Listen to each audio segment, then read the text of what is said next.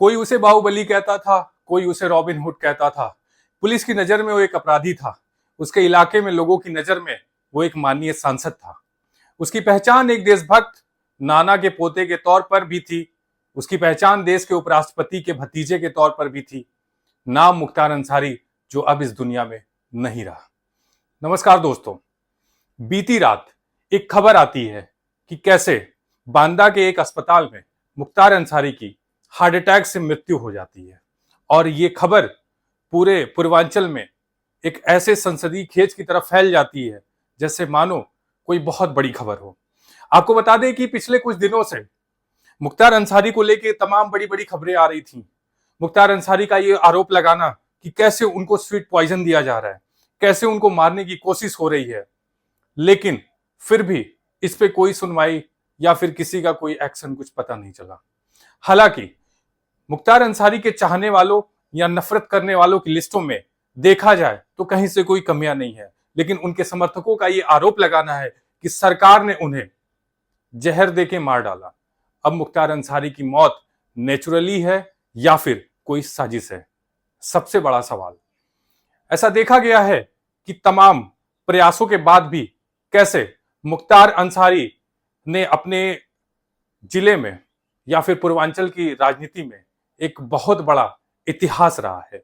मुख्तार अंसारी के समर्थकों का यह भी मानना है कि दरअसल मुख्तार अंसारी मऊ जिले का एक मसीहा था। लोग कहते थे कि वो अमीरों से लूट के गरीबों में बांट दिया करता था, और ऐसा भी माना जाता था कि किसी का घर हो या फिर कोई समस्याएं हो, शादी ब्याह हो, मुख्तार अंसारी का जो घराना होता था वो पूरा सपोर्ट के तौर पे खड़ा हो जाता था।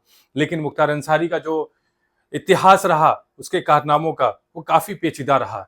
यूपी के मऊ जिले से 5 बार से विधायक, 40 से ज्यादा मुकदमे ये मुख्तार अंसारी पे लगे हुए थे। सबसे बड़ा मामला 2005 में मऊ में हिंसा भड़काने पर लगा था। तब से लेके मुख्तार अंसारी 13 साल से जेल में थे। लेकिन जेल में रहते हुए एक सबसे बड़ा कारनामा जो मुख्तार अंसारी के द्वारा आरोप लगाया गया था वो ये था कि उस समय के बीजेपी के नेता कृष्णानंद राय के 7 साथियों की हत्या कर दी गई थी, और इसका भी आरोप मुख्तार अंसारी का लगा था। लेकिन उस समय बीएसपी की सरकार, फिर उसके बाद समाजवादी की सरकार, लेकिन जब से ये बीजेपी की सरकार आई, सत्ता में आने के बाद मुख्तार अंसारी के बुरे दिन शुरू हो गए थे। और ऐसा देखा गया कि कैसे मुख्तार अंसारी ने जेल से ही ये बताया था कि उसको काफी दिनों से स्लो पॉइजन दिया जा रहा है, और इसको लेके चार्जशीट भी फाइल की गई थी। लेकिन अभी हमने यूपी के कुछ हालात अभी देखे हैं कि कैसे कैमरे के सामने अतीक अहमद और उसके भाई को मार दिया गया था। एक दूसरा हमने वाकया देखा था कि कैसे कानपुर में विकास दुबे की गाड़ी पलट दी गई थी, और अब तीसरा वाकया जो मुख्तार अंसारी का हुआ। तो ऐसे में कहीं ना कहीं कानून व्यवस्था या फिर सरकार के ऊपर यह आरोप जो तमाम पार्टियां लगा रही हैं, असदुद्दीन ओवैसी हो, अखिलेश यादव या तेजस्वी यादव, इन सब ने सोशल मीडिया प्लेटफॉर्म पे, एक्स पे पोस्ट करके ये आरोप लगाए हैं, और उन्होंने सरकार को घेरा है इस पे लेके।